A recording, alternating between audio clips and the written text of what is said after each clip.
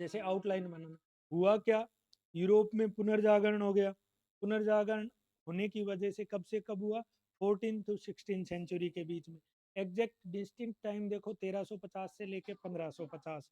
अब आदमी समझदार हो गया, वो मानवतावादी हो गया। मानवतावादी मतलब वो इस जीवन को सुखी बनाने की कोशिश करने लग गया। उसकी जो विजडम है वो रेशनल हो गई, उसकी इंटेलेक्ट रेशनल हो गई, वो तर्कवादी हो गया, हर चीज पे तर्क करता था। ऐसे नहीं कि पोप ने कुछ कह दिया तो वो ठीक है। 2 दिन पहले अभी पोप का आया हुआ था ना, कल वाले न्यूज़पेपर में ही आया था। ठीक है। ईसाई धर्म में जो कैथोलिक ईसाई रिलीजन में पोप की आज भी लोग वैसे ही आशीर्वाद लेते हैं। ऐसा नहीं है कि सिर्फ अपने यहाँ धर्म गुरुओं का सम्मान, हम भी जो लोग हैं, ठीक है।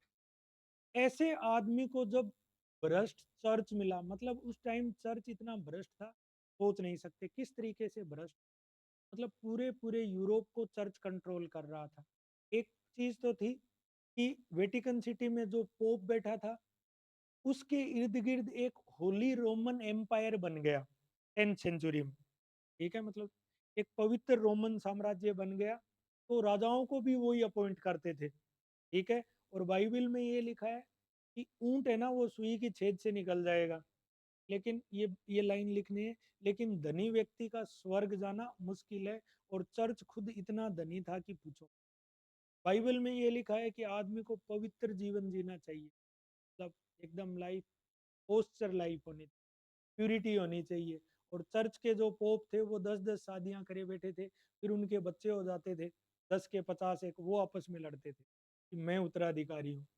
और वो जो पोप थे, वो जो रोमन एम्पायर के राज दरबार में रहते, और मतलब वो सारी वो लग्जरी ले रहे थे जैसे आजकल के धर्मगुरु करते हैं ना। लेकिन लोग फिर भी जाते हैं ना, कोई पापा है कोई कुछ है, मतलब। तो वो मिडाइवल एज की बात है, चर्च का इतना जबरदस्त प्रभुत्व था। अब मेन समस्या क्या होती है चर्च के पास धन जा रहा था। ठीक है, चर्च अलग अलग तरह के टैक्सेस, तो वो जो राजा थे उनको ये महसूस, एक तो राजा प्लस जो मध्यम वर्ग था या व्यापारी वर्ग था, ये लगता था कि मेरे देश का धन चर्च में जा रहा है। वहां से विवाद शुरू। तो शुरू के कुछ लोग आए, जैसे पहला आया जॉन वाइक्लिफ आया। ठीक है। जॉन वाइक्लिफ ने ये बात कही। जैसे जॉन वाइक्लिफ आरएस मेंस में आता है, तो जॉन वाइक्लिफ की मुख्य बात ये थी कि जो पोप है वो ईश्वर का रिप्रेजेंटेटिव या प्रतिनिधि नहीं। बस यही बात लिखनी। जॉन वाइक्लिफ के बाद बोहेमिया का जॉन हस आया। जॉन हस ने ये कहा कि आदमी को जो मुक्ति मिलेगी वो बाइबल से मिल सकती है, उसके लिए चर्च की जरूरत नहीं है। तो जॉन हस को पकड़ के चर्च ने जिंदा किया। धार्मिक आदमियों को कोई बात पसंद नहीं आती तो वो ये काम कर दे। लो, जैसे ब्रूनो को जलाया था, वैसे ही जॉन हस को जला दिया। फिर सेवरेनरोला आया। सेवरेनरोला था फ्लोरेंस का, उसको भी जिंदा जला दिया। ठीक है। फिर मार्टिन लूथर आया। देखो, मार्टिन लूथर था जर्मनी का। ये सारे के सारे थे 14 से। ठीक है। मार्टिन लूथर आया, वो मार्टिन लूथर को ये ठीक, उसने चर्च का विरोध किया। और उस टाइम क्या कर रहा था, एक पोप था लियो 10, लियो 10th पोप था। वो पाप विमोचन पत्र बेच रहा था, मतलब इंडलजेंस। वो ये ऐसे कहता था कि लाइन ये थी कि जैसे ही सिक्के की खनक गूंजती है, उस टाइम पेपर वाली करेंसी तो थी नहीं, तो कि जैसे ही पाप विमोचन पत्र आप खरीदते हो, इंडलजेंस कहते हैं, उसकी खनक गूंजती है, जैसे ही आप सिक्का देते हो वैसे ही आपकी आत्मा सीधे स्वर्ग में जाती है, बीच में कहीं नहीं रुकती। और वो यहाँ तक गारंटी लेते थे कि अभी तक जो पाप किए हैं वो तो खत्म हो ही गए, आने वाले समय में करोगे तो वो भी खत्म हो जाएंगे।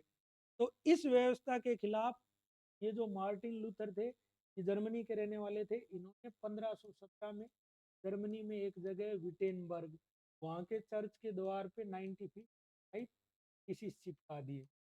ठीक है। लूथरवाद को बाद में 1529 में प्रोटेस्टेंटवाद के रूप।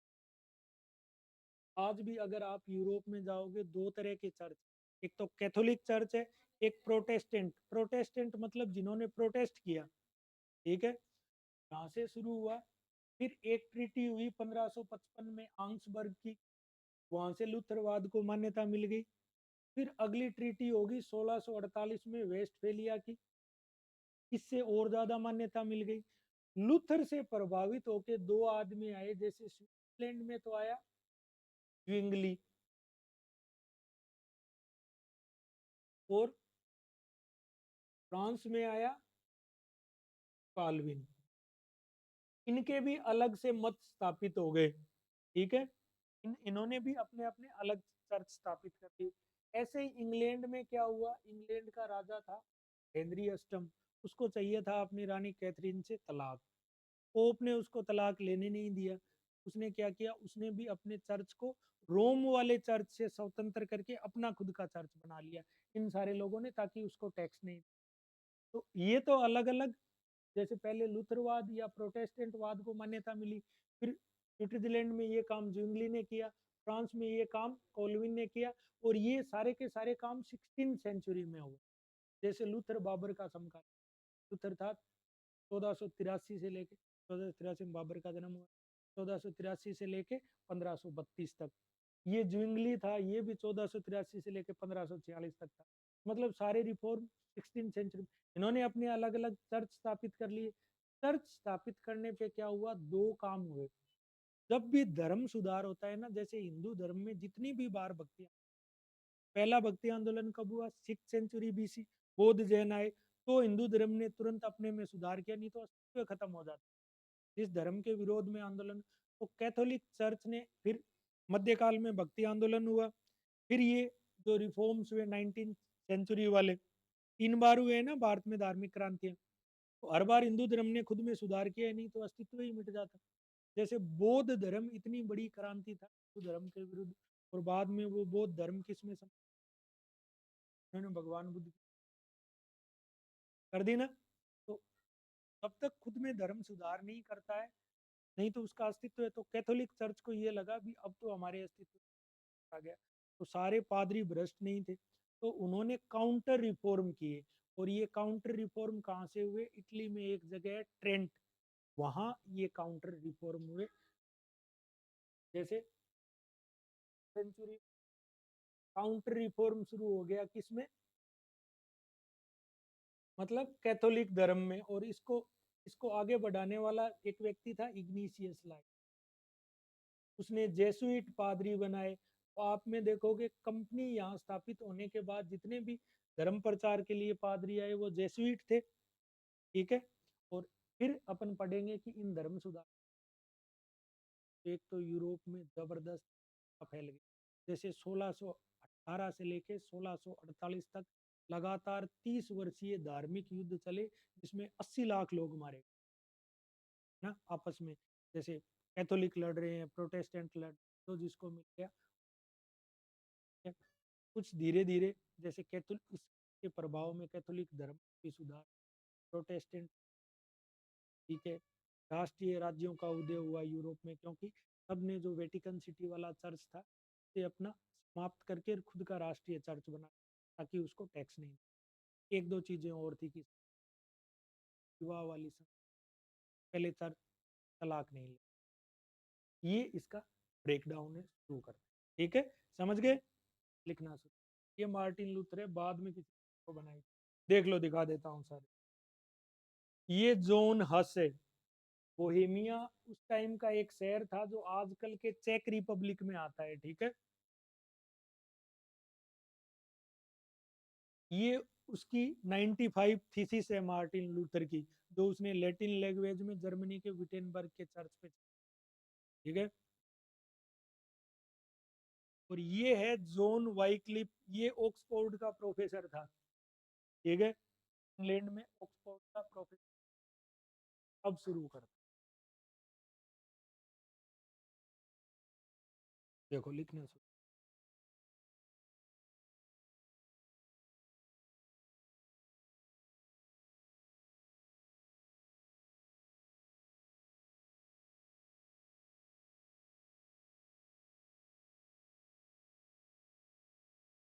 हेडिंग डालना यहाँ कॉर्नर में लिख डालना,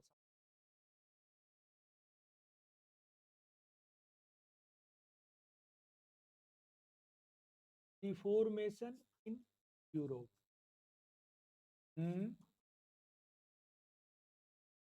कब लिखी गई थी?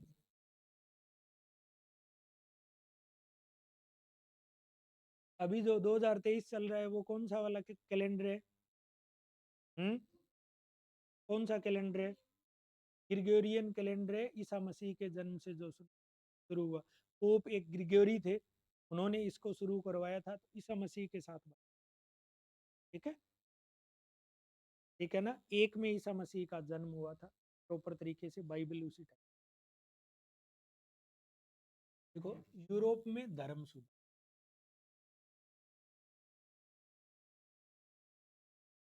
यूरोप में धर्म सुधार क्या था?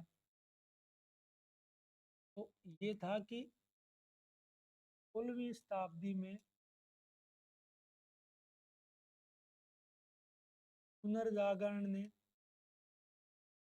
पुनर्जागरण ने यूरोपीय मानव को, यूरोपीय लोगों को, यूरोपीय लोगों को मानवतावाद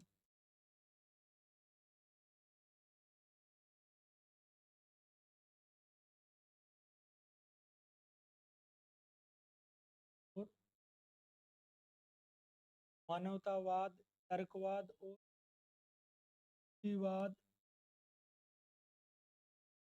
वैज्ञानिकतावाद से लैस कर दिया था।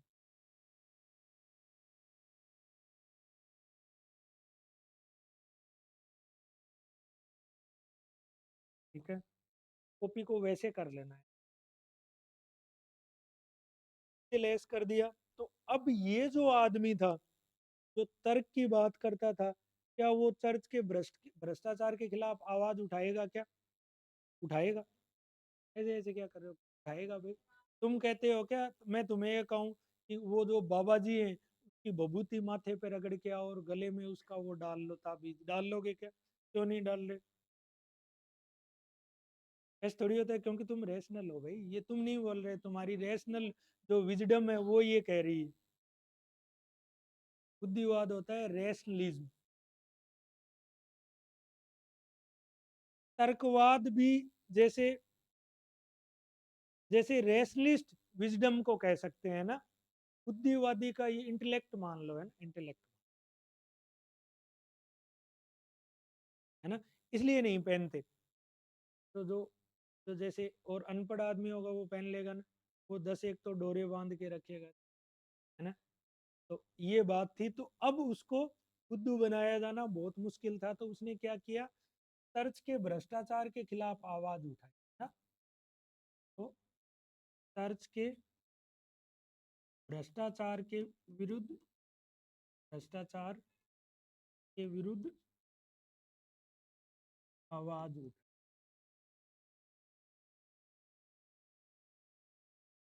ये कि चर्च का ये जो भ्रष्टाचार था ये क्या था?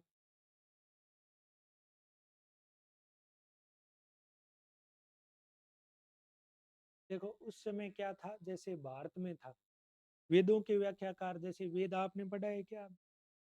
वेदों के व्याख्याकार कौन थे? सिर्फ एक वर्ग था, ब्राह्मण वर्ग। बाइबिल आ गई थी, लेकिन तब तक एक तो बाइबिल लेटिन भाषा में थी, ठीक है, और लेटिन यूरोप की प्राचीन भाषा थी। जैसे संस्कृत में आज कोई चीज हो, वो आप लोग सारे पढ़ पाओगे क्या? सुनो तो सही।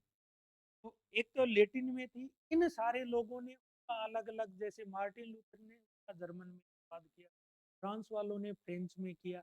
एक ना तब तक मतलब प्रिंटिंग प्रेस ऐसी थी कि हर आदमी के हाथ में बाइबिल की कॉपी चली जाए, तो जो जो पोप जो कह देता था वो ओके था।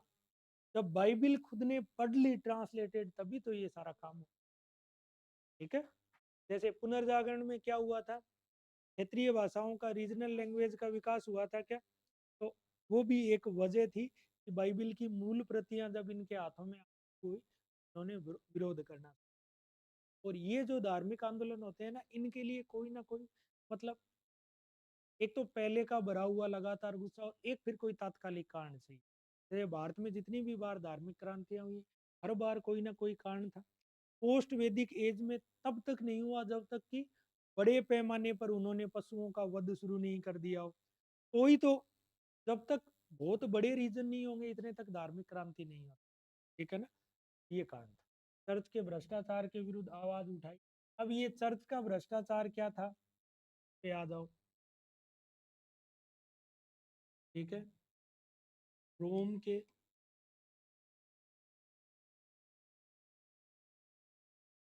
निजी जीवन में भ्रष्ट थे।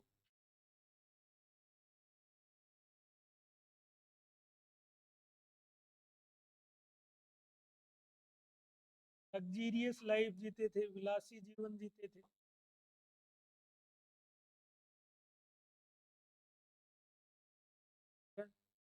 विलासी जीवन जी रहे थे, लग्जीरियस लाइफ जी रहे थे। और हेडेबिलिटी क्या होता है, जैसे, और भोगविलास में लिप्त थे, धन के लालची थे, धन के लालची थे। और रोम का चर्च जो था, वेटिकन सिटी वाला, रोम का चर्च यूरोपीय देशों के राजाओं व लोगों से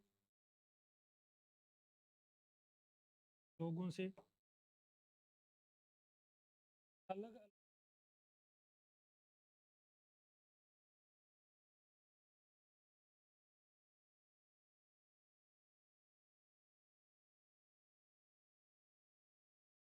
अलग अलग प्रकार के टैक्स ले रहा था। देखो दुनिया की जितनी भी क्रांतियां हुई है ना, उनके कारण आर्थिक रहे हैं।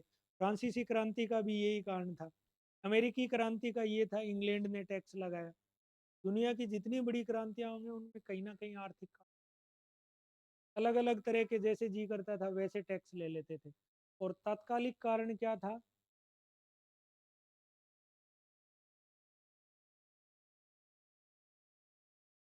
और इसमें तात्कालिक कारण था पोप लियो दसम द्वारा पाप विमोचन पत्रों की बिक्री 1517 में।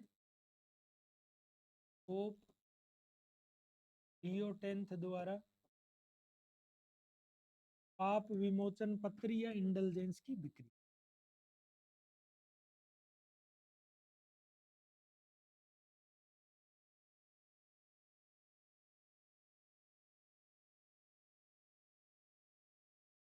एक इसमें ये लाइन लिख देना कि चर्च स्वयं कहता था कि कि बाइबल में क्या लिखा था, बाइबल में ये था कि ऊंट सुई के छेद से निकल सकता है, निकल सकता है, लेकिन धनी व्यक्ति स्वर्ग धनी व्यक्ति स्वर्ग नहीं जा सकता। लेकिन वो ही क्या कर रहे थे, धन इकट्ठा करने में लगे हुए थे।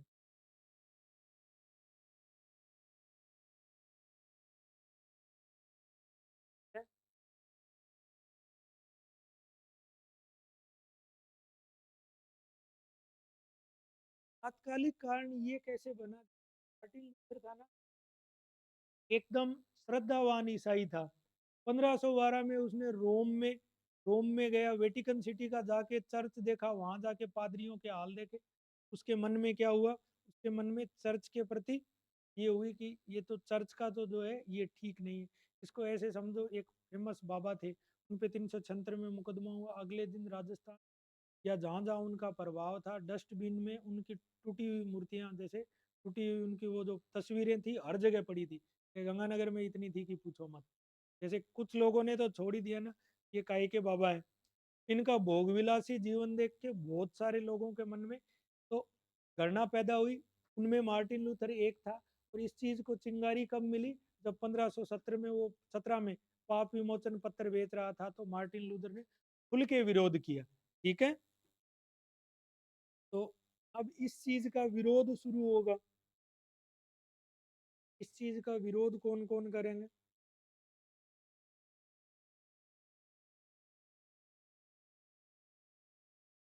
अब क्यों का विरोध,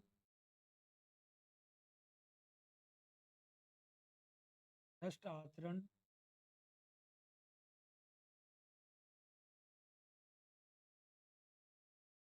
चर्च का विरोध।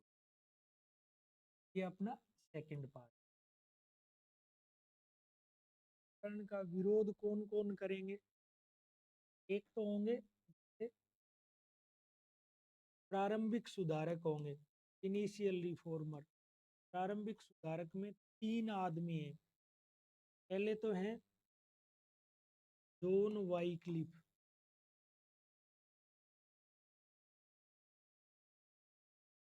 का टाइम था 1320, ये सारे 14 century. John Wycliffe, John Huss और सेवनेरोला।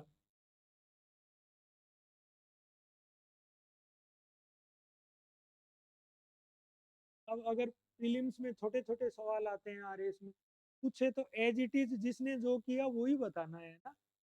सब में मत लिखना चर्च का विरोध किया और क्रांति कर, जनरल बात मत लिखना, जिसने जो किया है वो लिख। हम्म।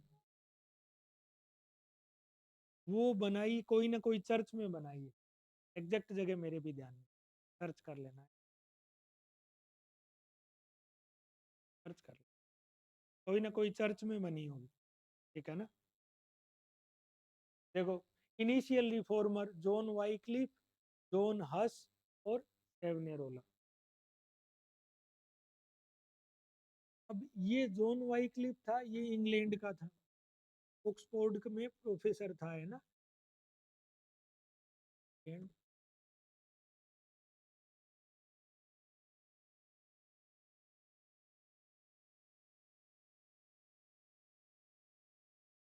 और इसने जो बात कही है ना, वो देखो एग्जैक्ट बात वही लिखनी है। इसने कहा, क्या कहा, जो पोप जो है, पोप धरती पर ईश्वर का प्रतिनिधि नहीं है।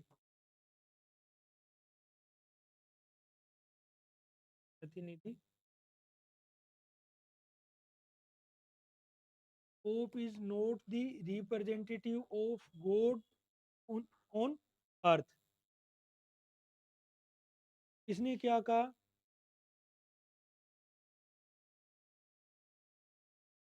ठीक है। तो चर्च के पादरी थे, मुख्य बात थी जो चर्च के पादरियों का जो जीव का विरोध किया, ये तो जैसे तैसे करके बच गया। ठीक है।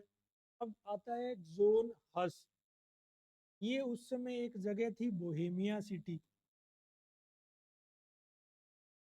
बोहेमिया शहर का रहने वाला था, जो आज के चेक रिपब्लिक में आता, आज के चेक रिपब्लिक में आता। इसने ये कहा कि व्यक्ति को मुक्ति या साल्वेशन कब मिलेगा, बाइबिल से ही मिलेगा। तो इसकी ये लाइन थी, व्यक्ति की मुक्ति बाइबिल से संभव है।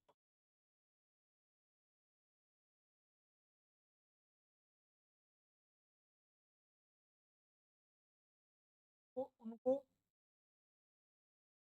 उनको पोप की बात मानने की जरूरत नहीं है। अगर वो बाइबिल का अनुसरण करेंगे तो उनको साल्वेशन या मुक्ति मिल जाएगी, है ना।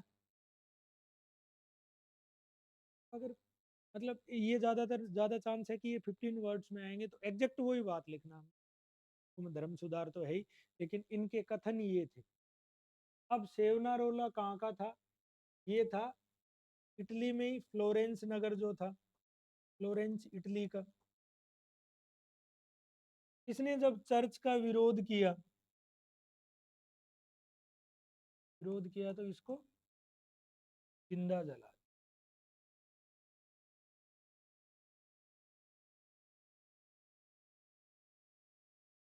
ठीक है।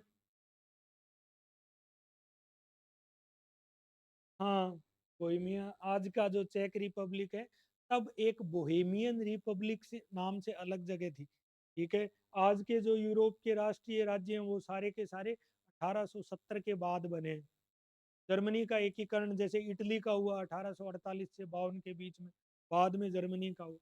मुद्दे की बात ये नहीं है, मुद्दे की बात ये है कि उसने क्या कहा। ठीक है। सेवनेरोला,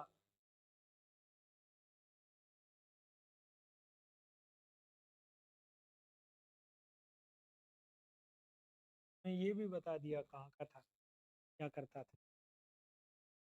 ठीक है, अब देखो इनको तो दबा दिया, ये सारे के सारे हैं 14th सेंचुरी में। लेकिन अब जब मार्टिन लूथर आएगा, मार्टिन लूथर इतने ठीक तरीके से बात कहेगा, उसको नहीं जला पाएंगे। क्यों नहीं जला पाएंगे?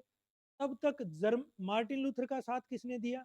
मार्टिन लूथर का साथ दिया वहां के जो शासक थे उन्होंने, प्लस धनी लोग थे। क्योंकि मार्टिन लूथर ये कहता था कि चर्च ने जो भ्रष्टाचार करके जो प्रॉपर्टी जमा कर रखी है वो छीन लो, वापिस छीन लो। तो ये कहते ही जो राजा और धनी वर्ग थे वो मार्टिन लूथर के पक्ष में आ गए, तो चर्च उसको जिंदा नहीं जला पाए। ठीक है? अगला आएगा अब मार्टिन लूथर, ये प्रारंभिक सुधारक हो गए। और अब आ जाओ बाद के सुधारकों में कौन आएगा? लेटर रिफॉर्मर, बाद के सुधार।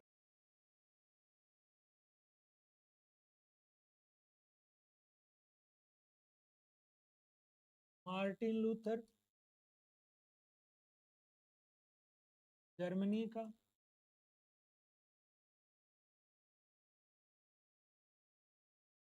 Martin Luther. और इंग्ली, ये स्विट्जरलैंड का।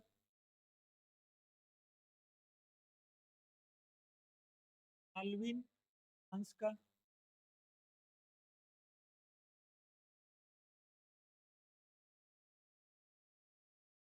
ठीक है, दो रिफॉर्मेटिव मूवमेंट और चले यूरोप में। एक तो एना बैप्टिस्ट मूवमेंट। एना बैप्टिस्ट का क्या मतलब होता है? बैप्टिज्म का क्या मतलब होता है? जैसे 7 संस्कार होते हैं ईसाई धर्म में मूल, वो पानी डाल के ईसाई धर्म में ले सकते हैं, उसको हिंदी में तो बपतिस्मा कहते हैं और इंग्लिश में बैप्टिज्म कहते हैं। तो ये बैप्टिज्म अलग से एक मूवमेंट चला था। तो 3 तो ये हो गए, चौथा क्या हो गया? Anabaptist movement.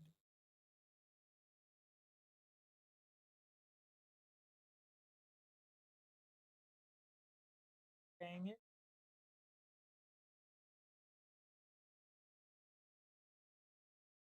इसमें ये पूरे यूरोप में ही चला। जैसे बहुत सारे लोगों ने अपने हिसाब से कैथोलिक या प्रोटेस्टेंट को अपनाया।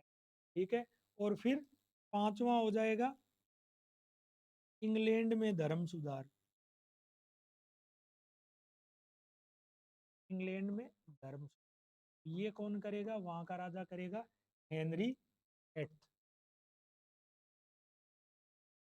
ये आउटलाइन है, अब एक एक करके इनको पढ़ते।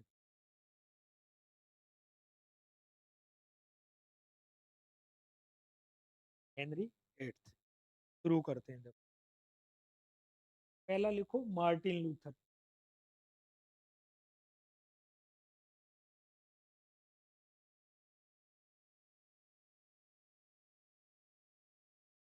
मार्टिन लूथर का टाइम है 1400। कहाँ का रहने वाला था? जर्मनी का रहने वाला था। ठीक है, जर्मनी का रहने वाला था। पहले श्रद्धालु ईसाई था, लेकिन इसने क्या किया, जब 1512 में वेटिकन सिटी की यात्रा करी, वेटिकन सिटी की यात्रा की, तो वहां जाके देखा कि बाबा तो जिम कर रहे हैं ना, ये काहे के बाबा हैं, काहे के पोप हैं। जैसे एक बाबा है वो गाने भी गाते हैं, कपड़े भी वैसे पहनते हैं, मूवी भी, फिर लोग कहते हैं पापा जी की मूवी आई है। मतलब देखो, तुम्हें है ना इस पे पता नहीं क्यों हैरानी हो रही। वो क्या करता है, जो फ्रूट होते हैं उन पे थूकता है। तुम्हारे यही है आसपास में, ये बंद हो जाए फिर ना। ठीक है, तुम्हारे यही का है। वो थूकता है उन फ्रूट्स पे, और लोग फिर उनको मतलब खाते हैं लेके। और उसमें एक अंगूर 100 रुपए का बिकता है, क्योंकि बाबा ने उसमें थूक के दिव्य शक्तियां डाल दी। तुम्हारे यहीं पास का है। और सबसे ज्यादा अगर कहीं भीड़ कर रखी है ना, मतलब सालासर खाटू श्याम जी ने, एक तो ये हरियाणा के, एक ये गंगाना, बाकी नहीं जाते। सालासर के आसपास कम जाते हैं ना। ठीक है, जो पैदल यात्री तुम्हें सड़क पे मिलते हैं तुम्हारे, है ना, छोड़ो फिर। तब हो सकता था तो, है ना। तो ये क्या हुआ, ये हो गया अब बची खसी कसर कब बच गई, जब 1517 में है ना, 1517 में पोप थे लियो 10th, उनको फॉर्च्यूनर लेनी थी, पैसे कम पड़े। पैसे कम पड़े तो उन्होंने क्या किया, लियो 10th ने, उनका एक रिप्रेजेंटेटिव था टेटजेल, इसने कहा मालिक हम पाप विमोचन पत्र भेजते हैं, फिर स्कॉर्पियो छोड़ो रेंज रोवर ला के दूंगा, तो कहते हैं इंडलजेंस। अब ये पैसे किससे लेते थे, एक तो यूरोप के जितने भी राजा थे उनसे सबसे लेते थे, प्लस लोगों पर तरह तरह के टैक्स लगाते थे।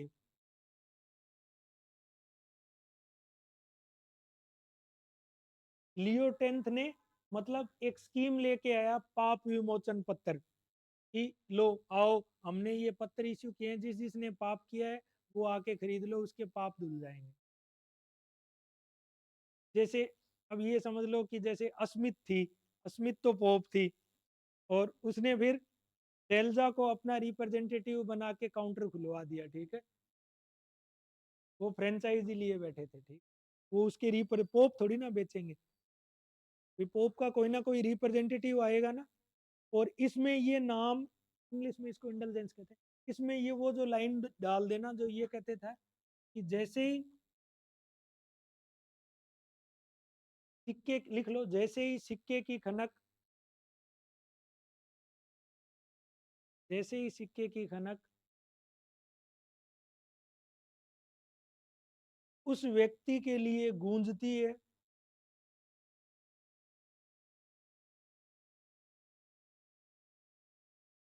कोमा करके लिखना, गूंजती है, तो जिस व्यक्ति ने पाप विमोचन पत्र खरीदा है उसकी आत्मा सीधे स्वर्ग में जाती है।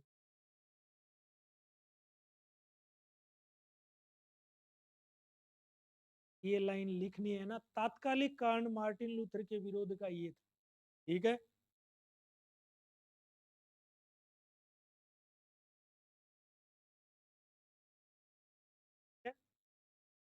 ये क्या था, मार्टिन लूथर के चर्च के विरोध का तात्कालिक कारण था, समझ गए। और उन्होंने ये भी कहा अभी पीछे तो जो कर दिए वो तो साफ है ही, आगे भी कर लेना चाहिए, कोई दिक्कत नहीं, ठीक है।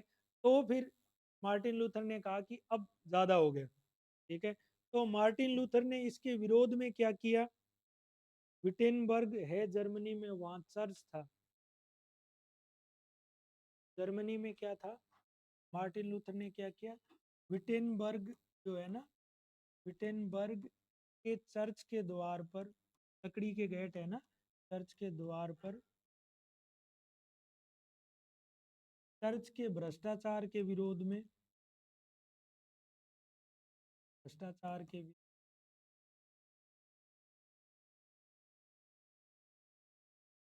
91 प्रश्न या थीसिस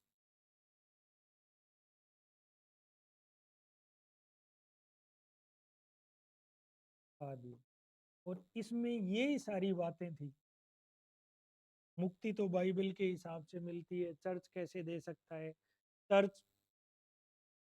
धनी व्यक्ति मतलब धन का विरोध करता है, चर्च खुद धनी है, मतलब चर्च की जो व्यवस्था थी उस पर प्रश्न चिन्ह आया था। इसको 95 थीसिस ऑफ मार्टिन लूथर कहते हैं, ये चिपका। अब चर्च कोई एक्शन लेता इससे पहले मार्टिन लूथर के पक्ष में कौन आ गए थे, जर्मनी के शासक और जर्मनी का धनी वर्ग प्लस सामंत वर्ग, ये तीनों जब मार्टिन लूथर के पक्ष में आए तो चर्च को ये मौका नहीं मिला कि जिंदा जला दें या सूली चढ़ा दें, तो मार्टिन लूथर का भी कर दें, ठीक है। धार्मिक आदमी बहुत हिंसक होता है ना, तो मौका मिल जाए फिर वो कर देता है, ठीक है। तो अभी क्या हुआ, मार्टिन लूथर के पक्ष में कौन आया,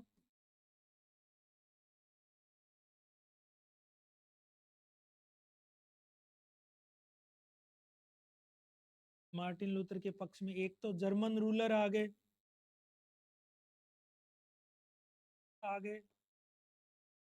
और धनी लोग आ गए। उनको ये लग रहा था कि जो हम जो टैक्स पे कर रहे हैं वो गलत जगह जा रहा है, ठीक है। आज महंगाई बढ़ा के दे। आर्थिक कारण हमेशा हर एक क्रांति के मूल में आर्थिक कारण। अमेरिकी क्रांति का तात्कालिक कारण, इंग्लैंड की संसद ने टैक्स लगाया क्योंकि अमेरिका का उनकी पार्लियामेंट में कोई रिप्रेजेंटेटिव, तो उन्होंने कहा कि रिप्रेजेंटेटिव नहीं तो टैक्स नहीं, प्रतिनिधित्व नहीं तो कर नहीं। सेम फ्रांस की क्रांति का यही कारण था। जो थर्ड एस्टेट थी, वो आम जनता, वो इतनी परेशान थी, ठीक है, जैसे भूख से, और रानी को कुछ पता ही नहीं था। जैसे लोग गए, कहा रानी, लोगों के पास है ना खाने के लिए रोटी नहीं है, तो उसने कहा देखो कितनी, मतलब कि रोटी नहीं है तो केक क्यों नहीं खा लेते, है ना। तो फिर लोगों ने कहा रुक, केक खिलाते हैं हम तुझे, ठीक है। तो क्रांतियां हमेशा ये धनी लोग इसके पक्ष में हो गए। इसी समय तीन उसकी बुक्स आई, मार्टिन लूथर की, है ना। मार्टिन लूथर की 3 किताबें कौन कौन सी थी?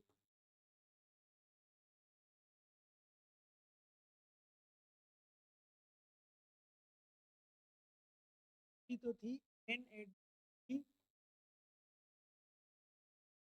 Address to the German nobility, German सामंत वर्ग को संबोधन, हिंदी ये होगी जर्मन सामंत वर्ग को,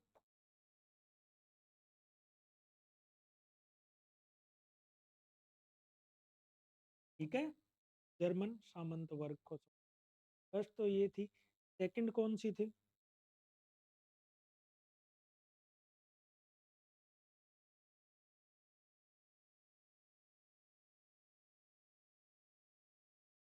कौन दी? Babylonian captivity of Christian church, on the Babylonian captivity of Christian church, ईसाई चर्च की बेबीलोनियाई कैद,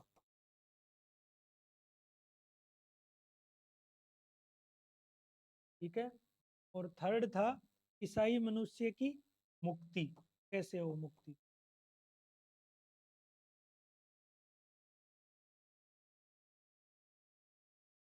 साल्वेशन ऑफ क्रिश्चियन मैन, ये 3 उनकी फेमस किताबें थी। और उन्होंने जब चर्च का विरोध किया, जब रूलर्स, शासक ये चाहते थे कि हमें मौका मिल जाए कि हम जो जो चर्च है वेटिकन सिटी वाला, उसके शिकंजे से छूट जाएं। वो क्यों छूटना चाहते थे? क्योंकि वो लोग इंटरफेयर करते थे, वो जिसको चाहते थे उसको शासक बनाते थे। प्लस उन्होंने होली रोमन एम्पायर बना रखा था। वो रोमन एम्पायर का इलाज किया नेपोलियन ने हटा, मतलब लगभग, जैसे उसको ये समझना कि 992 से लेके 992 से लेके और 1804 तक, मतलब होली रोमन एम्पायर चलता रहा। तो जो यूरोप का मिडल यूरोप है, मिडल यूरोप के आधे से ज्यादा देशों पर था, पोप ही वहां शासक नियुक्त कर रहा था। ऐसे हुआ कि जैसे 11वीं शताब्दी में एक शासक ने पोप की बात नहीं मानी, जैसे पोप गिरगिरी था, शासक ने नहीं बुला लिया कि आजा, वो आल्पस पार करके गया नंगे पैर, मतलब इतना कंट्रोल था। तो राजा सारे ये सोच रहे थे कैसे हमें चर्च से मुक्ति मिले। तो लूथर के और ये पाप विमोचन पत्र बेच रहे थे, तो उनको बाना मिला, ठीक है। तो इन्होंने इसको किया, इसने 3 किताबें लिखी। इसकी कोशिशें मार्टिन लूथर की कब कामयाब हुई? स्पीयर एक जगह है, वहां 2 धर्म सभाएं हुई। तो स्पीयर की जो फर्स्ट धर्म सभा थी, ठीक है, वो तो कामयाब नहीं हुई 26 वाली। लेकिन 1529 में इसको चर्च ने, जो लूथरवाद था, उसको मान्यता दे दी, तो वो कामयाब हो गया, ठीक है। आगे, आगे लिखो।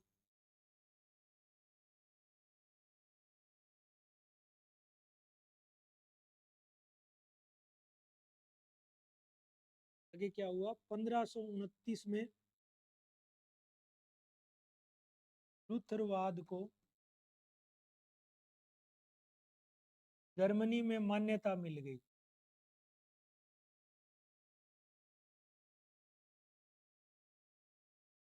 जो लूथर नए नियम लेके आया था ना, चर्च को कैसे रेगुलेट करेंगे, उसको चर्च ने अप्रूव कर लिया, क्योंकि चर्च के पास इसके अलावा कोई रास्ता नहीं था।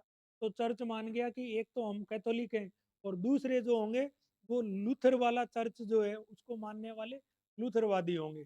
जैसे अपने यहाँ शिव जी वाले होते हैं, वैष्णव भी होते हैं, तरह तरह के होते हैं, तो वैसे इसलिए जैसे इन लोगों ने चर्च का प्रोटेस्ट किया था, इसलिए इस रिलीजन को क्या कहेंगे? Protestant religion. तो इसको प्रोटेस्टेंट वाद भी कह देते हैं। बोलो, बात समझ आई क्या?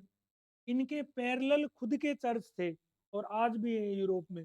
कोई कैथोलिक है, कोई प्रोटेस्टेंट है, ठीक है ना? ये मान्यता कब मिली? 1529 में। लेकिन बाद में भी आपस में लड़ाइयाँ चलती रही, लड़ाइयाँ चलती रही, तो 1555 में एक जगह आंक्सबर्ग, वहां ट्रीटी हुई। उस ट्रीटी में इनके जो नियम थे, जो लूथरवाद या प्रोटेस्टेंट के, वो लिपिबद्ध किए गए। तो चर्च ने शासकों को ये अधिकार दे दिया कि प्रत्येक शासक को ये अधिकार होगा कि वो अपनी प्रजा के लिए धर्म चुन सकेगा, वो उसको कैथोलिक में रहना है या प्रोटेस्टेंट। तो वो है। ये तो होगी स्पीयर की धर्म सभा। स्पीयर जगह है ना, स्पीयर की।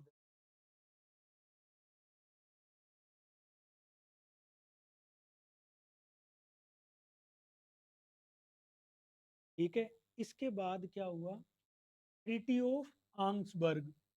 आंग्सबर्ग की,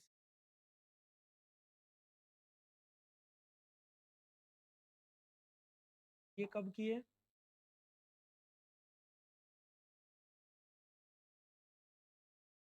इसमें ये हो गया, ये आरएस मेंस के लिए आज से इम्पोर्टेंट है। ट्रीटी ऑफ आंग्सबर्ग इम्पोर्टेंट है, क्योंकि यूपीएससी के सिलेबस में डायरेक्ट इंफॉर्मेशन कहीं भी नहीं। इस संधि में क्या हुआ? ये संधि किन किन के बीच में हुई? एक तो वेटिकन चर्च था, वेटिकन चर्च वर्सेज जर्मनी के राजा। तो इसमें मेन बात यही थी, मुख्य बात, शर्तें तो इसकी चार पांच थी। प्रत्येक शासक को अब से, जनता को अधिकार नहीं दिया अभी भी, प्रत्येक व्यक्ति को अधिकार नहीं मिला कि वो चाहे वो कैथोलिक बनेगा या प्रोटेस्टेंट बनेगा। शासकों को ये अधिकार मिल गया कि वो अपनी जनता के लिए धर्म चुन सकते थे। तो लिखो, लिखो, एक शासक को ये अधिकार मिल गया, प्रत्येक शासक को ये अधिकार मिल गया कि वह अपनी जनता के लिए धर्म का चुनाव कर सके, कि उन्हें कैथोलिक रहना है या नवीन प्रोटेस्टेंट धर्म स्वीकार करना है। ठीक है।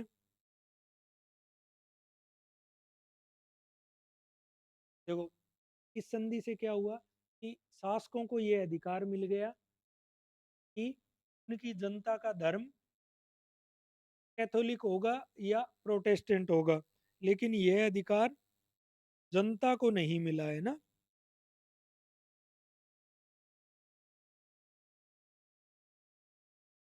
और क्या हुआ?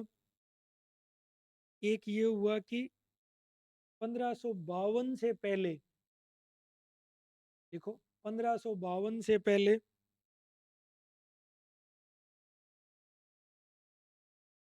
1552 से पहले, हम्म लूथरवादियों ने, लूथरवादियों ने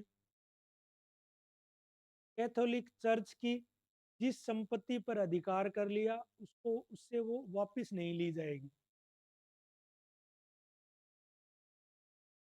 लूथरवादी प्रोटेस्टेंट,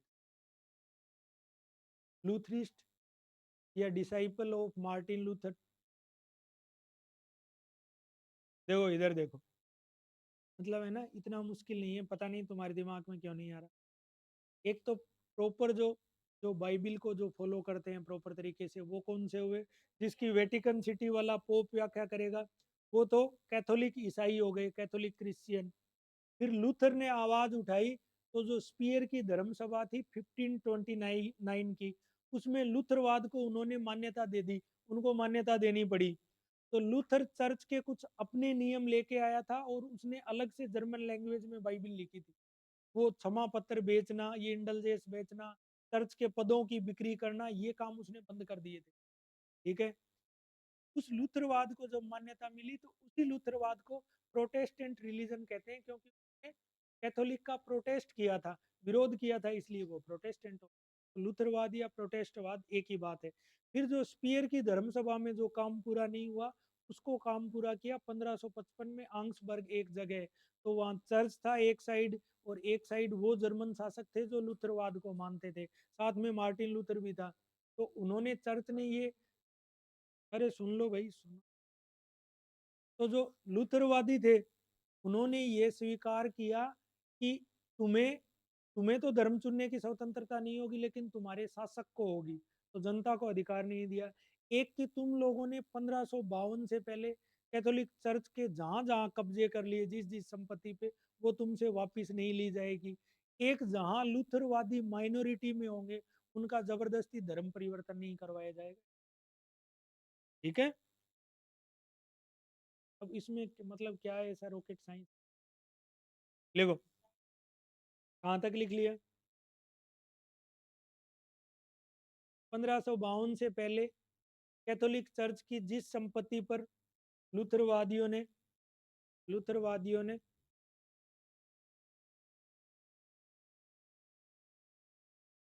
अधिकार जमा लिया था, अधिकार जमा लिया था, वो उनसे वापिस नहीं ली जाएगी। Property of Catholic church that was abducted before 1552 by Protestant will not be taken back. झगड़ रहे थे वो तो आपस में, जैसे लगातार लड़ रहे। ठीक है। एक, लिखो, जहां जहां जहां जहां लूथरवादी अल्पसंख्यक हैं, अल्पसंख्यक हैं, उनका बलात् या फोर्सफुली धर्म परिवर्तन नहीं किया जाएगा।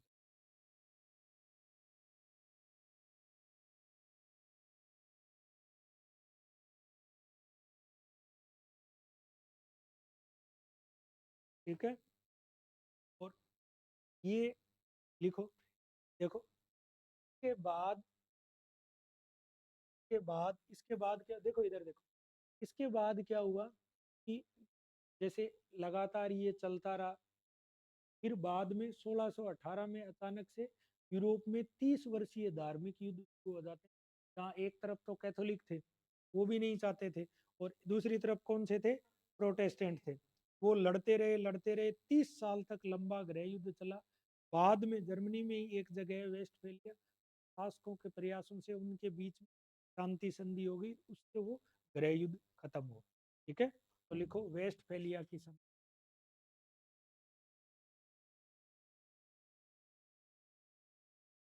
Treaty of Westphalia.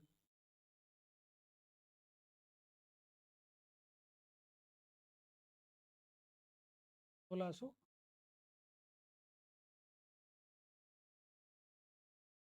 यूरोप में 1618 से लेकर 1618 से लेकर 1648 तक।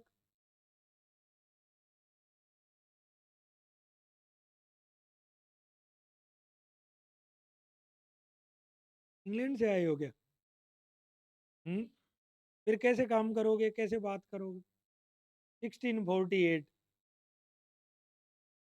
ये लिखा हुआ है ना सामने। मैं ड्रम ला के रखता हूँ पानी का, करना शुरू कर। इसमें क्या है ऐसा सरल सरल सी बात?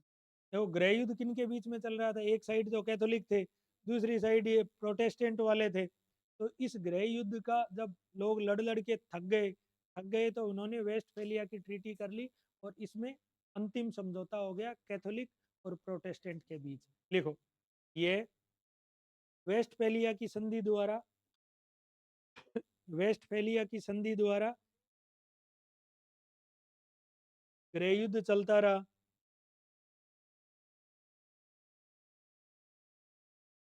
ठीक है।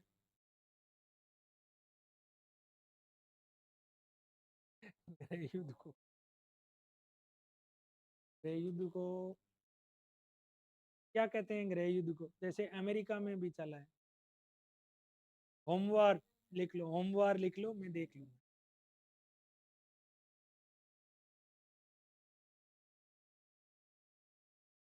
ठीक है। और मतलब इस युद्ध का अंत कब हुआ? वेस्टफेलिया की संधि। इस युद्ध का अंत 1648 की वेस्टफेलिया की संधि द्वारा हुआ।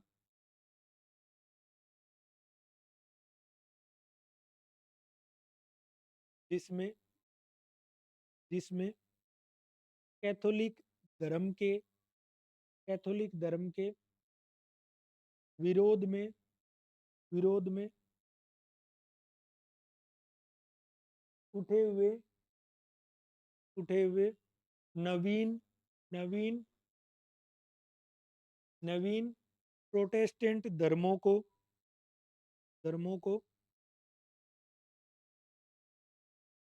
मान लिया गया।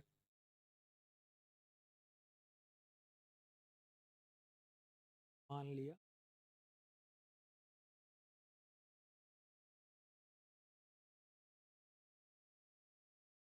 ठीक है? ठीक। अब अब क्या होगा? अब कुछ नए लोग आएंगे। देखो, ये तो अपना मार्टिन लूथर हो गया। मार्टिन लूथर के अलावा और कौन कौन थे? zwingli था।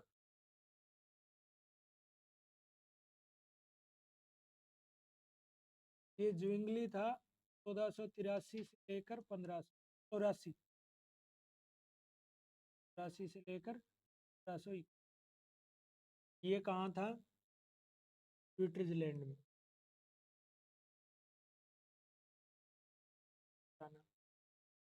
जो मार्टिन लूथर ने जो काम जर्मनी में किया, वो स्विट्जरलैंड में कौन करेगा?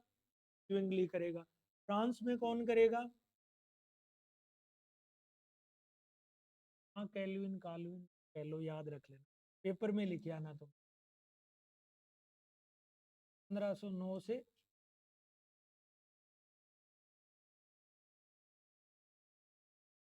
ठीक है। देखो, इनको देखो, इनमें क्या हुआ? zwingli ने क्या किया? स्विट्जरलैंड का रहने वाला था। इसने एक तो इरेसमस की जो मानवतावादी, जैसे मानवतावाद मैंने पढ़ाया था, जो ह्यूमनिटेरियनिज्म पढ़ाया था, दो आदमी थे। एक तो हॉलैंड का इरेसमस था, और फादर कौन था? पेट्रार्क। तो इरेसमस की जो ह्यूमनिटेरियनिज्म है, उसको इसने किसके साथ मिला दिया? तो मतलब जो ईसाई धर्म के सिद्धांत है, उनके साथ मिला दिया। ठीक है। तो चर्च के चर्च के धार्मिक विचारों का धार्मिक विचारों का इरेसमस के मानवतावादी विचारों के साथ समन्वय किया।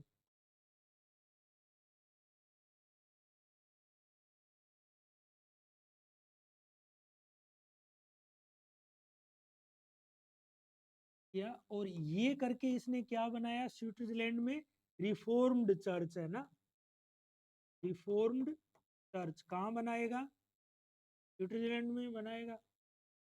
अब देखो, मुद्दे की बात है ना, ये है, इसकी जो आइडियोलॉजी थी ना, उसमें इरेसमस के मानवतावादी विचार थे। मतलब चर्च की जो जो खराब चीजें थी, वो उसने सारी हटा दी, और ये करके स्विट्जरलैंड में अपना बना दिया रिफॉर्म चर्च। वो बात किसको पसंद नहीं आई? जो कैथोलिक थे, जो ऑर्थोडॉक्स थे, उनको पसंद नहीं आई। तो वहां फिर से गृह युद्ध शुरू हो गया। गृह युद्ध शुरू हुआ, वहां दो जगह थी, एक ज्यूरिक और एक बर्न। और लड़ता हुआ zwingli युद्धों में लड़ता हुआ मारा गया। लेकिन इसकी इंपॉर्टेंस ये है कि इसने रिफॉर्म्ड चर्च की स्थापना करी। अब मानो, बताऊं क्यों लिखा है? जैसे 50 वर्ड्स में आता है RAS मेंस में कि zwingli का क्या योगदान था, तो ये लिखोगे कि उसने स्विट्जरलैंड में रिफॉर्म चर्च स्थापित किया, और उस रिफॉर्म चर्च की विचारधारा थी कैथोलिक ईसाई धर्म को इरेसमस के मानवतावादी विचारों के साथ उसने समन्वित कर दिया था, है ना। लिखो, इंग्लिश में भी लिखवा देता। लिखो, Zwingli was the reformer of Switzerland. Switzerland.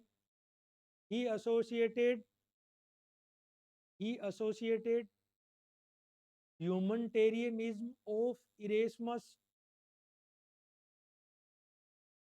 with the Catholic Christian ideology.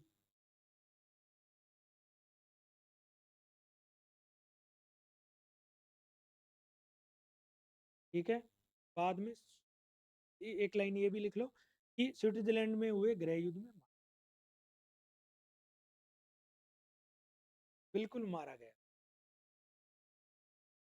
अब तुम्हें है ना पेपर में ये याद नहीं रहेगा, मुझे पक्का दावे के साथ कहता हूँ, तुम्हें ये याद नहीं रहेगा कि कैथोलिक ईसाई धर्म के जो आइडियोलॉजी थे उसमें इरेसमस के मानवता, तुम्हें ये याद रहेगा गृह युद्ध में मारा गया। वो एग्जामिनर तुम्हें नंबरों में मार देगा, ठीक है ना, इसलिए एरो करवा करवा के लिखवा। ठीक है, अब इसकी काल्विन की क्या विचारधारा थी, और तुम सब में ये लिख के आओगे कि धर्म सुधार किए, क्रांतियां कर दी मुझे। देखो, इस व्यक्ति ने क्या किया, इसने ये कहा, एक तो ये है ना जो या या ओस्टर लाइफ होती है ना उस पर यकीन करता है। ठीक है, इसने क्या किया,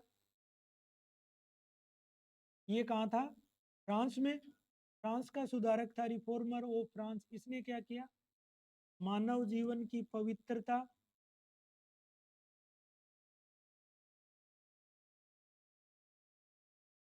पवित्रता, अध्यवसाय, जिसको प्रिजर्वेंस कहते हैं, लगातार मेहनत करना, अध्यवसाय, और मितव्ययता। मितव्ययता क्या होता है, कम खर्च करना। ये थी इसकी थ्योरी। इस इन चीजों पे विश्वास करता। ऑस्टेरिटी ऑफ, आप तो लिखो है ना, अरे लिखो लिखो लिखो, ऑस्टेरिटी ऑफ लाइफ,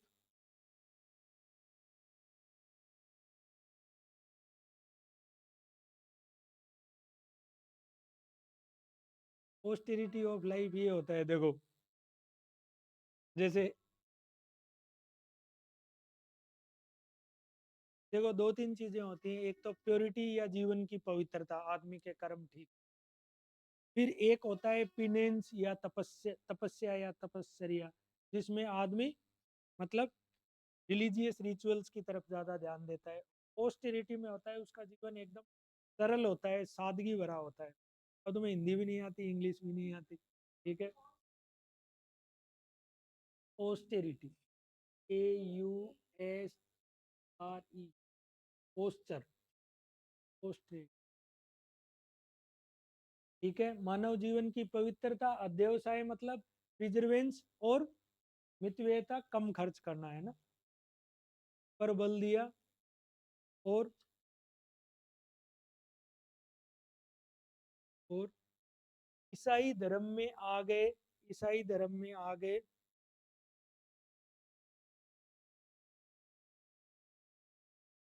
बुराइयों व बुराइयों व आडंबरों को दूर करने का प्रयास किया। Sins and rituals. He tried to eradicate the sins and irrelevant irrelevant rituals of Catholic Christian religion। एक इसने थ्योरी दी, देखो ईसाई धर्म के 7 सिद्धांत हैं, इधर देखो, नामकरण, प्रायश्चित, प्रसाद, बपतिस्मा, ऐसे करके 7 है। उनमें 7वां सिद्धांत है मुक्ति, कि मानव की मुक्ति कैसे होगी, साल्वेशन कैसे होगा। तो मुक्ति के संबंध में एक सिद्धांत दिया, पूर्व नियति का सिद्धांत, ठीक है, थ्योरी ऑफ प्री इलेक्ट, कि ईश्वर ने पहले से चुनाव कर लिया है कि किसकी होगी, ये भी लिख लो, है ना। इसने दूसरी क्या थ्योरी दी, मुक्ति के संबंध में, मानव मुक्ति के संबंध में, मानव मुक्ति के संबंध में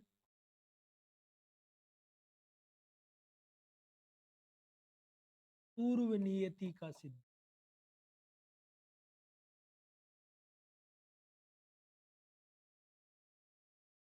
थ्योरी ऑफ प्री इलेक्ट,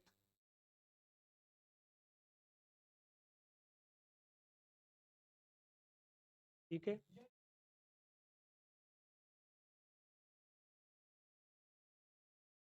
दिया, दिया था। इतने गधे सच में हो या जानबूझ के बन रहे हो? हम्म। तो मुझे मतलब मैं डिलीवर करने से पहले ही तुम तो इतने गधे हो नहीं, जानबूझ के कर रहे हो, लिखो।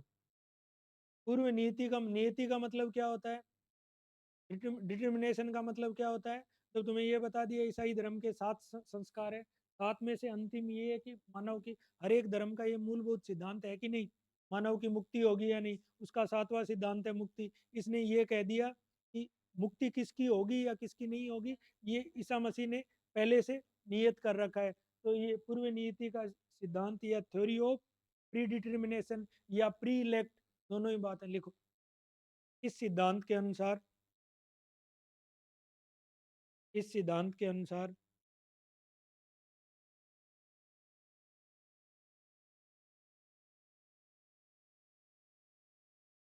किस मनुष्य की मुक्ति होनी है, किस मनुष्य की मुक्ति होनी है, ये पूर्व से ही निर्धारित है।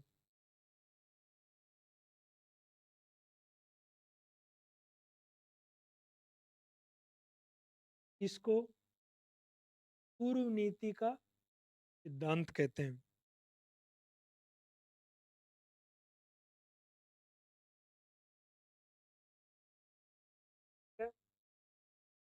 ये काल्विन पूछे तो ये बातें लिखोगे तो नंबर आएंगे। बाकी जर्नल लिखते हो फ्रांस का धर्म सुधारक था, ये कर दिया वो कर दिया, एग्जैक्ट बात ये है ना। और एक और इसने इसने जो एक और किताब लिखी, लिखो।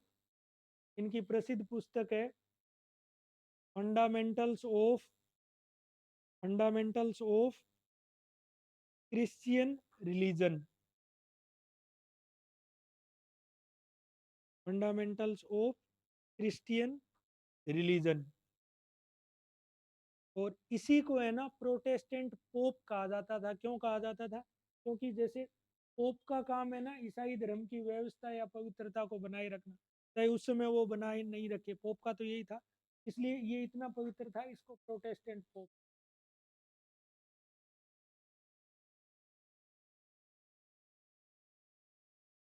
अब ये सारी चीजें मेंस में लिखोगे तो बहुत अच्छे मार्क्स। अब ये तो याद करनी पड़ेगी एग्जैक्ट जो बात है ठीक है। अब इन जैसे अपन अभी तक क्या पढ़ा, एक तो ये पढ़ लिया कि रिफॉर्मेशन या धर्म सुधार क्या था, प्रारंभिक धर्म सुधारक पढ़ लिए, जॉन वाइक्लिफ पढ़ लिया, जॉन हस पढ़ लिया, सेवनेरोला पढ़ लिया। ये कामयाब नहीं हो, लेकिन जर्मनी में मार्टिन लूथर कामयाब हुआ, वैसे ही स्विट्जरलैंड में ज्विंगली कामयाब हुआ, और फ्रांस में कोलविन कामयाब हुआ। ऐसे ही दो आंदोलन और चले। एक तो स्पेशल इंग्लैंड के चर्च में सुधार हुआ जो हेनरी अष्टम ने किया, और इससे पहले यूरोप में एक मूवमेंट चला था, एना बैप्टिस्ट मूवमेंट, लिखो।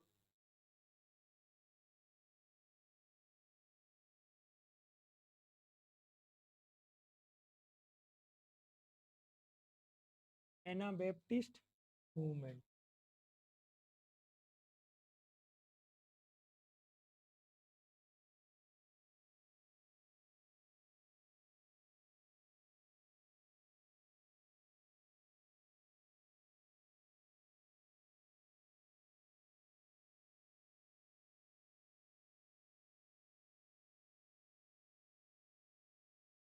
देखो ये है ना ईसाई धर्म के 7 संस्कारों में से चौथा संस्कार। बैप्टिज्म में, बैप्टिज्म में क्या होता है, तो चर्च जाता है और वहाँ का जो पादरी उसके ऊपर पवित्र जल छिड़क देता है ना, तो ये मान लिया जाता है कि इसने ईसाई धर्म स्वीकार कर लिया। इंग्लिश में तो इस प्रोसेस को बैप्टिज्म कहते हैं, हिंदी में बपतिस्मा कहते हैं, ठीक है। तो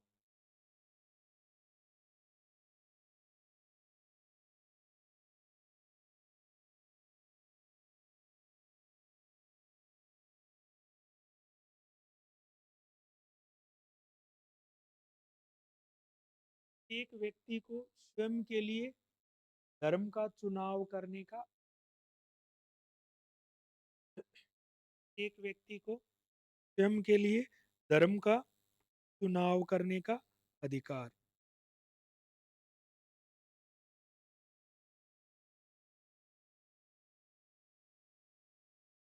ठीक है।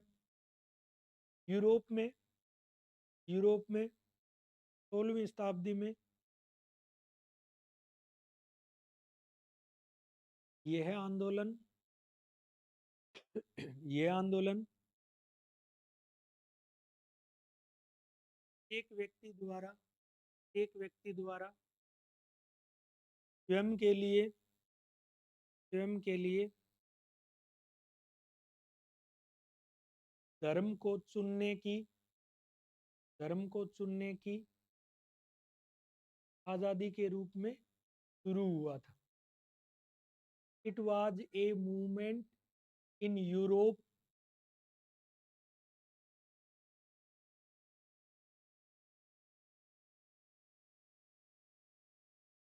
इन 16th century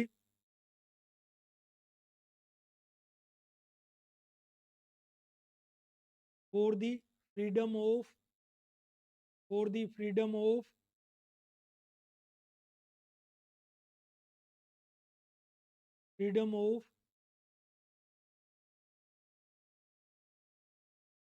religion freedom of religion for individual self. ठीक है, प्रत्येक व्यक्ति को यह अधिकार था। अब जब यहाँ सारे काम हो गए, जर्मनी में मार्टिन लूथर ने कर दिया, अलग से लूथर वाला चर्च बन गया। स्विट्जरलैंड में ज्विंगली ने कर दिया, फ्रांस में काल्विन ने कर दिया, एनाबैप्टिस्ट मूवमेंट चल गया। तो इसी समय क्या हुआ कि जैसे 1530 के बाद आसपास इंग्लैंड में शासक था हेनरी एट्थ। हेनरी एट्थ की वाइफ थी कैथरीन। ठीक है, वो कैथरीन उल्टे पुल्टे सवाल बहुत पूछती थी, तो वो उससे छुटकारा चाहना चाहता, तलाक देना चाहता था। उसने जब तलाक, जो उस समय पोप था, पोप ने जब तलाक को स्वीकार नहीं किया, तो उसने ये कहा हम हमारा राष्ट्रीय चर्च इंग्लैंड का स्थापित करते हैं, और कैथरीन को तलाक दे दिया और अपनी ये था इंग्लैंड का। तो लिखो, इंग्लैंड में इंग्लैंड में सुधार या रिफॉर्म्स इन दी इंग्लैंड। तो इसको कहते हैं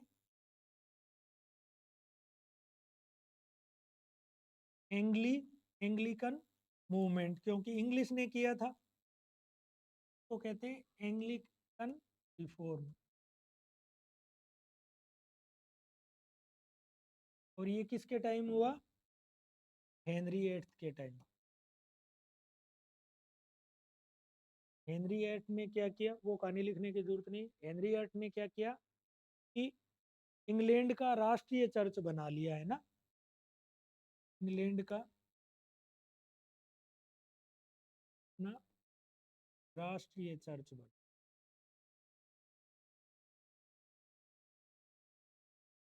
इंग्लैंड का अपना राष्ट्रीय चर्च बनाया।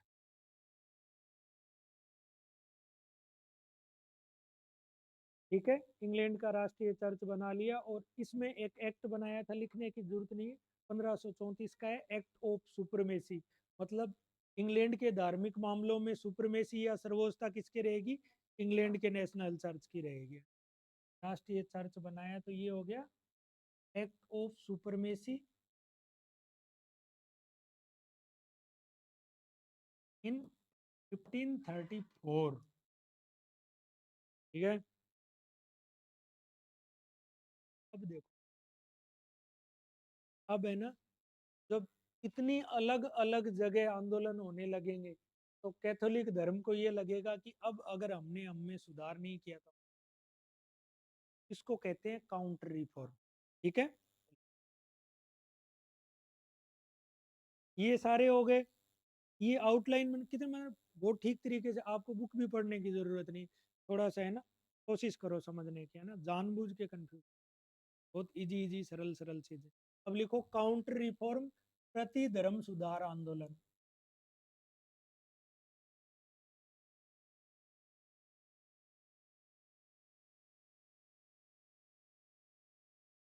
जब रिफॉर्म हो रहे थे तो काउंटर रिफॉर्म होंगे, तो लिखो काउंटर रिफॉर्म्स।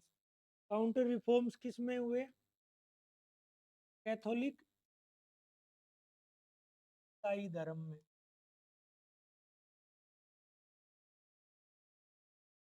कैथोलिक ईसाई धर्म में काउंटर रिफॉर्म हुए।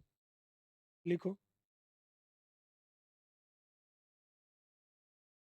लिखो।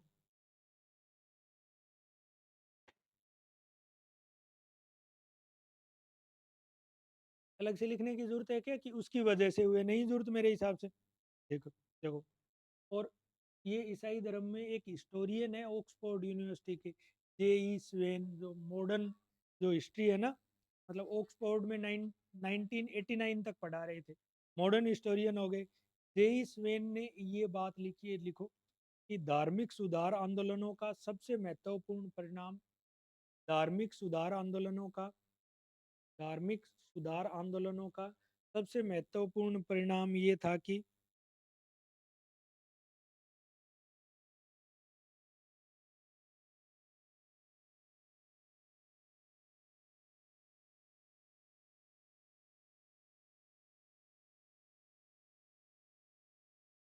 क्या लिखा है? धर्म सुधार आंदोलनों का सबसे महत्वपूर्ण परिणाम प्रति धर्म सुधार आंदोलन थे। और ये बात कही है हिस्टोरियन जे ई स्वेन, लिख लेना है ना, जे ई स्वेन।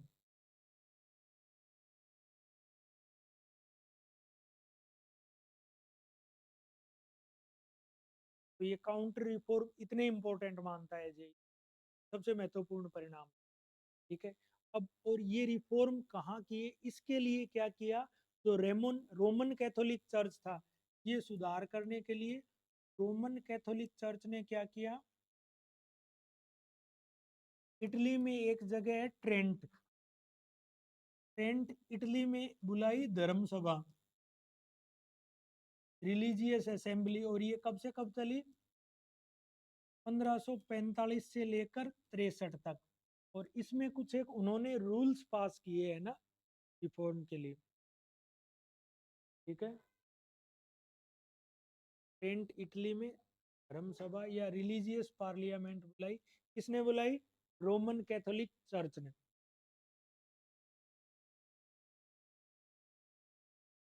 क्या क्या करेंगे काउंटर रिफॉर्म में, क्या क्या करेंगे बताओ दिमाग लगा के, क्या सोचा होगा कैथोलिक हैं? थोड़ा कि पादरी ठीक हो जाओ। ठीक है।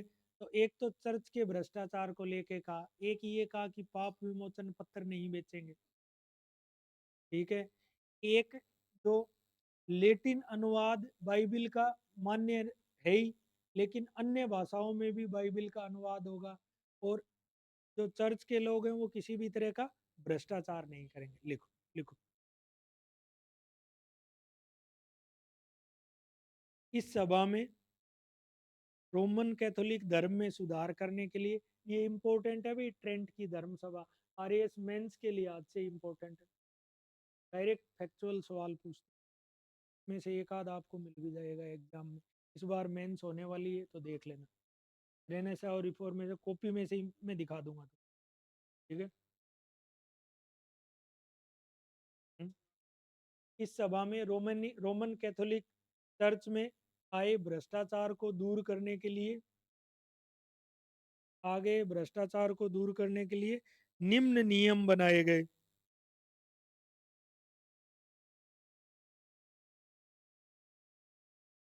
पहला लिखो, चर्च के पदों की बिक्री पर रोक लगा दी गई। बिक्री पर ये देख लो कि the appointment of cardinals cardinals was restricted on the basis of money. देखो, इधर देखो, जो वेटिकन सिटी रोम का चर्च था ना, वो राजाओं की तो नियुक्ति करता ही करता था, साथ में ये करता था, चर्च का जाल बिछा हुआ था पूरे यूरोप में। भाई चर्च तो अपने यहाँ भी है छोटे मोटे, वो सारों को संचालित कौन कर रहा है? वेटिकन सिटी वाला आज भी। तो जो एक तो चीफ मुख्य पादरी हो गए, पादरी के अलावा जो कार्डिनल्स थे, हर एक चर्च में एक पादरी होता है, उनकी नियुक्ति जैसे पैसे दे के कोई चला गया वो बन गया पादरी, तो वो पदों की बिक्री पर रोक लगा दी। ठीक है, दूसरा लिखो, पाप विमोचन पत्रों या इंडल्जेंस की बिक्री पर रोक लगा दी।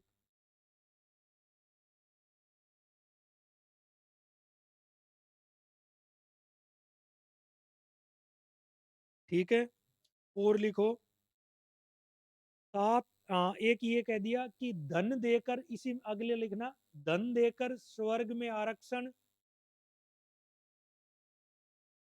वही इंटेलिजेंसी था, धन देकर स्वर्ग में आरक्षण, और पादरियों के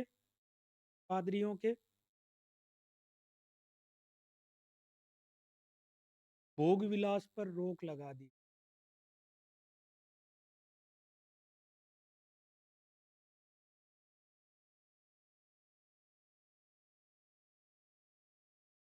और ये किया कि जो ईसाई धर्म के 7 संस्कार हैं वो अपरिवर्तित माने गए, है ना, सातों संस्कार। ईसाई धर्म के सातों संस्कार अपरिवर्तित माने गए। देखो,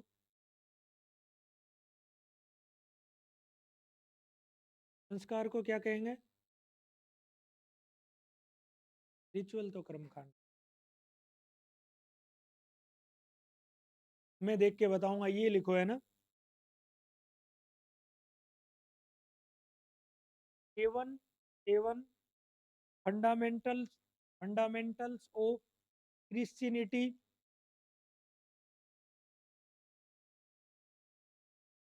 वर एक्सेप्टेड एज अनचेंजेबल। देखो ये बात क्यों कही, इधर देखो, 7 संस्कार होते हैं ना, तो मार्टिन लूथर उनमें से सिर्फ 3 ही मानता था, नामकरण, प्रायश्चित और प्रसाद। ठीक है, नामकरण, प्रायश्चित और प्रसाद, 3 को ही मानता था। तो इन्होंने कहा नहीं नहीं, हमारे तो सातों संस्कार अपरिवर्तनीय है। ठीक है, ये चेंज इन्होंने एक्सेप्ट नहीं किया।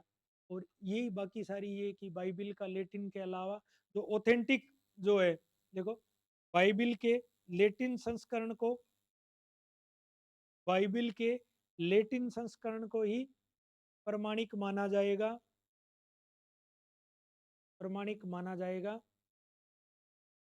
लेकिन लेकिन अन्य भाषाओं में भी बाइबिल प्रकाशित की जाएगी। ठीक है,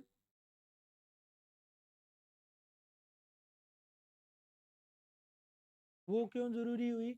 ये क्यों जरूरी हुआ कि देखो देखो, पहले तो जो सिर्फ लेटिन में ही थी, अब जब नए नए आंदोलन हुए तो किसी ने फ्रेंच में बाइबिल का अनुवाद किया, किसी ने जर्मन में किया, तो इन्होंने इस चीज को भी छूट दे दी। लिखो, the Latin edition of Bible will be considered authentic, yet they permit to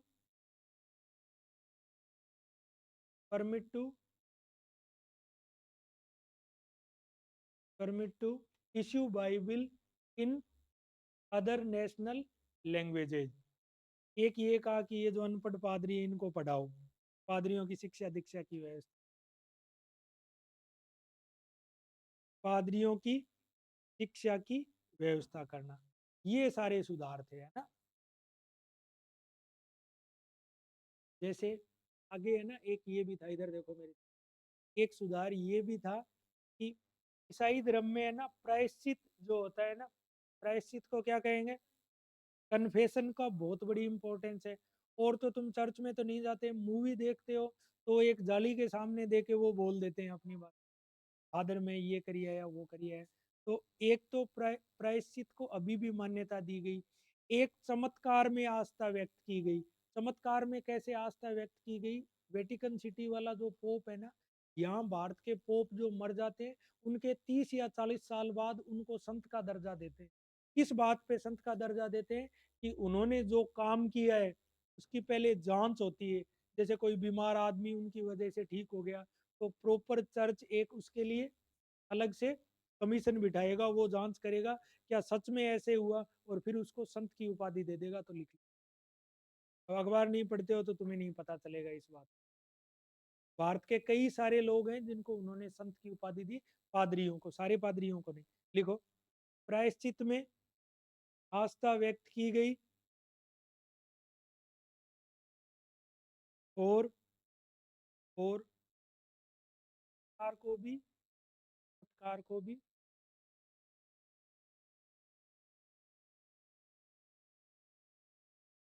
चमत्कार को भी सिद्धांत के रूप में माना गया। ये प्लीज है ना, गूगल सर्च कर लेना, बस की बात इंग्लिश। ठीक है, पर ये प्रोसेस का पता है, आते हैं संतों का नाम आता है कि वेटिकन वाला जो चर्च है, जैसे पीछे किया था 3-4 साल पहले, जो पुंडीचेरी का जो फ्रेंच चर्च था, वहाँ के दो जो लेडीज जो नन थी, उनको मतलब संत की उपाधि दी गई थी कि उन्होंने वो उनको मरे 30-30 साल हो गए थे, तो उन्होंने जो काम किए वो चमत्कार।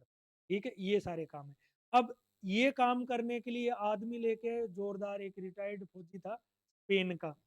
ठीक है, इस सारी व्यवस्था को लागू किसने करने के लिए एक आदमी लेके आए? स्पेन का रिटायर्ड सैनिक था, इग्निशियस लायोला।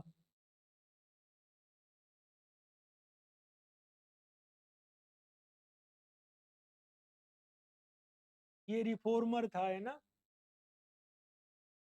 ये काउंटर रिफॉर्मर था। और इसने क्या किया? दो काम किए, दो काम किए। एक तो इसने इसने इग्निशियस लोयोला ने दो काम किए, स्पेन वाला जैसे इन्हीं में था। इसने एक तो जेसुइट मिशन बनाया।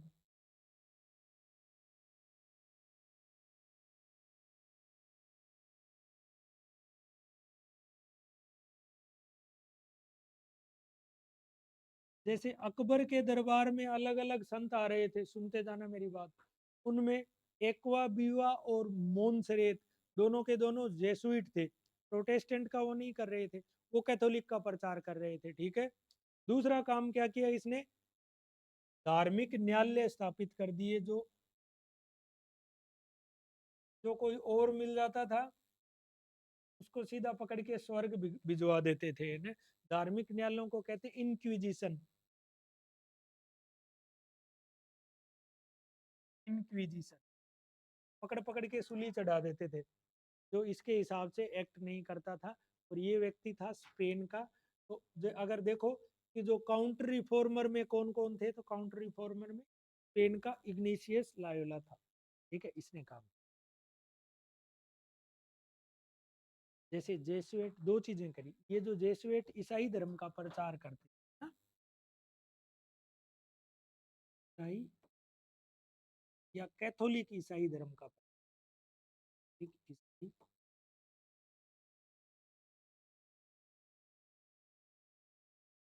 अकबर के दरबार तक पहुंच गए, सोच लो। ठीक है,